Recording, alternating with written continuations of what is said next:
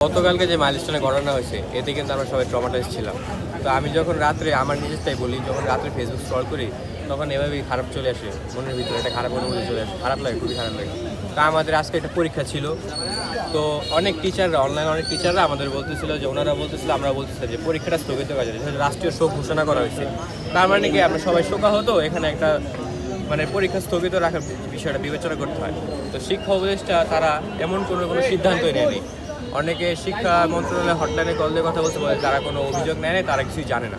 তো এটা কোনো কথা? এরপরে মনে কর যে অনলাইনে অনেকে আজকে পরীক্ষা যদি চলতো, পরীক্ষা চলার পর 2টা বাজে কর্মসূচি দিয়েছে, শিক্ষা মন্ত্রণালয়ে ঘেরাও করা হবে তো 2টার পরে।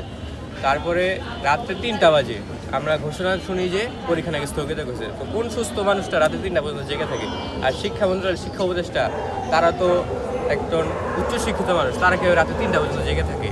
আমি 2:30 বাজে ঘুমাই গেছি পড়াশোনা করে, 11টা বাজে পড়তে বসছি, তো রাতে 3টা বাজে আমার ফ্রেন্ড আমাকে কল দিচ্ছে যে পরীক্ষা নাকি স্থগিত। তো এটা আমরা কোনো নিউজও পাচ্ছি না।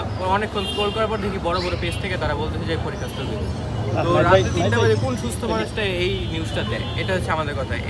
এই ভিত্তিতে আমরা আসছিলাম এই 2 দফা দাবি নিয়ে, শিক্ষা উপদেষ্টা পদত্যাগ আর মহাসচিব পদত্যাগ। মহাসচিব পদত্যাগ তো হয়ে গেছে, এবং শিক্ষা উপদেষ্টা।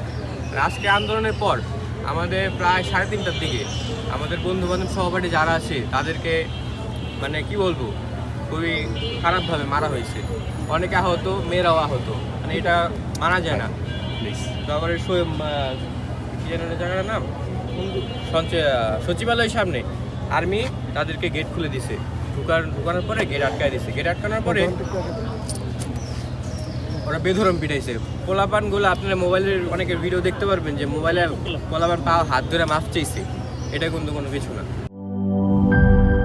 জীবনের সাথে চলে high five all time healthy life.